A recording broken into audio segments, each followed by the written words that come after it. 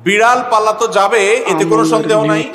কারণ নবী করিম সাল্লাল্লাহু আলাইহি সাল্লাম বিড়াল সম্পর্কে বলেছেন, ফাইন্নাহা মিনাত তাওয়াফিনা আলাইকুমাত তাওয়াফাত, বিড়াল তোমাদের বাসা বাড়িতেই থাকে, এই জন্য তার ঝুঁটাকে তিনি হারাম করেন নাই। বিড়াল যদি কোনো কিছুতে মুখ দেয়, তাহলে কুকুর মুখ দিলে যেরকম হারাম হয়ে যায়, নাপাক হয়ে যায়, বিড়াল যদি মুখ দেয়, বিড়ালের ঝুঁটা কি হয় না, নাপাক হয় না। এই জন্য বিড়াল পালা জায়েজ আছে, বিশেষ করে ইঁদুরের উপদ্রব থেকে বাঁচার জন্য, কিংবা এমনি আদর করে আপনি বিড়াল পালেন, কোনো অসুবিধা নাই। আপনারা সবাই জানেন একজন সাহাবী ছিলেন, নাম হলো আবু হুরায়রা, নাম শুনছেন না, রাদিয়াল্লাহু তাআলা আনহু। ওনার নাম কিন্তু আসলে আবু হুরায়রা ছিল না, ওনার নাম ছিল প্রসিদ্ধ মত অনুযায়ী আব্দুর রহমান। আরো অনেকগুলো মত আছে ওনার নাম নিয়ে, কিন্তু ওনার নাম পরে আবু হুরায়রা উঠে গেছে। কিভাবে?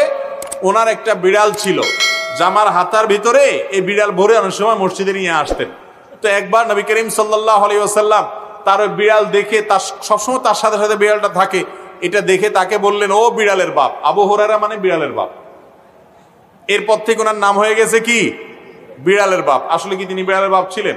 এটা কথার কথা হয়ে গেছে, রাসূল আকরাম সাল্লাল্লাহু আলাইহি ওয়াসাল্লাম মজা করে বলেছিলেন। তো তারপর থেকে ওই নামে তিনি পরিচিত হয়ে গেছেন।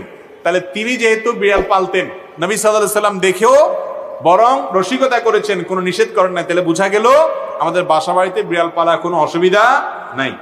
কুকুর পালার ব্যাপারে তখনই জায়েজ হবে যখন কুকুরটা পালবেন আপনি পাহারাদারের কাজে, এবং সেটা বাসা বাড়ির ভিতরে না, সামনে তার থাকার জন্য আলাদা ঘর করে দিলেন, রাখলেন, খাবারের ব্যবস্থা করলেন। উদ্দেশ্য ঘেউ ঘেউ করবে, চোর ডাকাত আসলে আপনাকে অ্যালার্ম দিবে এবং পাহারাদারি করবে।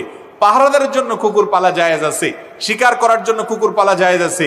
আমাদের দেশ সহ পৃথিবীর সব দেশে বিভিন্ন আইন শৃঙ্খলা রক্ষাকারী বাহিনীরা তারা বিভিন্ন কুকুর পোষেন, সেই কুকুরগুলো সিকিউরিটিতে তাদের হেল্প করে থাকেন এবং তাদেরকে প্রশিক্ষণ দেওয়া হয়ে থাকে, এগুলো সবগুলো জায়েজ আছে। কিন্তু বাসা বাড়িতে কুকুর পোষা, এটা ইসলামী শরিয়ার দৃষ্টিকোণ থেকে শখের বশে কুকুর পোষা, এটা জায়েজ নয়। আমাদের একটা বড় সমস্যা হলো, পশ্চিমাদেরকে কোনো কাজ করতে দেখলে আমাদের সমাজের কিছু মানুষ মনে করে ওই কাজটা করলে বোধহয় আমি একটু ভদ্র হইতে পারবো, একটু স্মার্ট হইতে পারবো, আধুনিক হইতে পারবো, জাতে উঠতে পারবো, আমাকে মনে হয় একটু শিক্ষিত লাগবে। এই জন্য ওরা যদি উল্টাপাল্টাও করে, অন্ধের মতো সেটা গ্রহণ করে। আছে না নাই?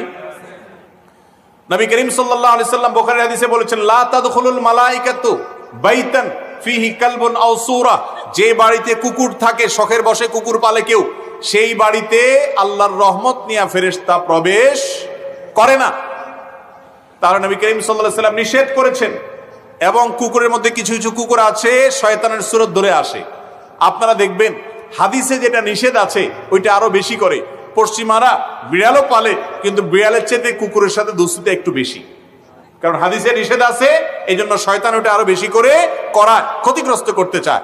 মুসলমানের সন্তান কুকুরের গলায় একটা শেকল লাগাইয়া বিদেশি কুকুর কিনে সাথে হাঁটাতে হাঁটাতে নিয়ে যায় এবং খুব আদর কদর করে, মনে করে এর মাধ্যমে তিনি ভদ্র হয়ে গেছে। ওই পশ্চিমাদেরকে যা দেখে অন্ধের মতো মনে করে ওইটা অনুকরণ করলে সে ভদ্র হবে, তথাকথিত স্মার্ট হবে, আধুনিক দেখাবে।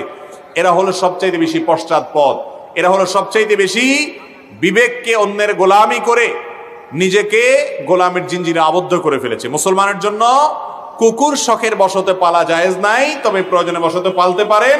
আর আল্লাহ সৃষ্টি হিসেবে তা খাবার দিবেন বা কোনো অসুস্থ হলে সেবা দিবেন, সেটা কোনো নাজায়েজ বিষয় নয়। তবে বাসা বাড়িতে পালা জায়েজ নয়, শখের বশত হারাম।